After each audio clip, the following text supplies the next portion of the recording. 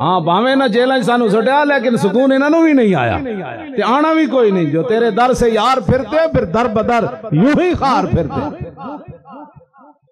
ایک ہی سمجھتے سن جیلیں پا کے نہ سکون لینا ہے. یہ تو قرآن دی نس ہے. ہاں مراد تے حضور دی ذات نہیں نہ مراد تے امت قیامت تک. جی اے تانوں تنگ کرن کے تے چین نہ اینا بھی نہیں رہنا. ہن کدی ادھر پورے دنیا جو منگیا پاکستان دی معیشت تے پھر بھی نہیں سمری. کیسے سمر سکتی ہے؟ پاکستان کی معیشت اس دن سمرے گی جس دن قرآن تخت پر آئے گا, جس دن محمد عربی دا دین آئے گا. اس دن پھر 8 صوبے جو زکاة واپس آ جانی, زکاة لینا والا ہی کوئی. کیوں جی؟ اس دن پھر عمر بن عبدالعزیز ایک کو سوٹ پائے گا, 60 لاکھ دے سوٹ پھر کسے نہیں پانے.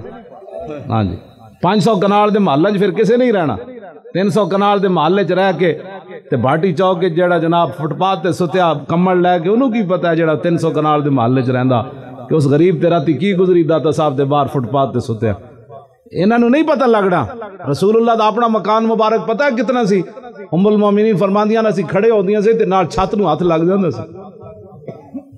دوویں جہاناں دے مالک ہون جنہاں دے صدقے ساری کائنات بنی. اوہی دین لیاؤ واپس. اسی اسے دین دا او تر صحابہ ہی سن نا, لیکن کم از کم اورنگزیب عالمگیر دا دور تے واپس لیاؤ نا یار. ساڈے کھڑے ہو تہاڈی اپنے سارے گھر بھی بہتر, تہاڈے سارے معاملات جدو دین دی گل آوے جی کنج ہونا ہے. میں کہ جویں تیرا گھر چلنا ہے انج دین بھی آ جانا ہے. تو کدی کیا جی اج ٹوٹی گھر میرے کیویں لگنی؟ شام تک لگ جاندی کہ نہیں لگدی؟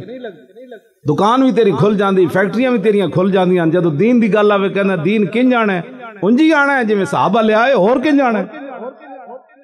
بس تسی ساڈے نال کھڑے ہوو, بالکل چھڈ دیو دائیں بائیں گلاں.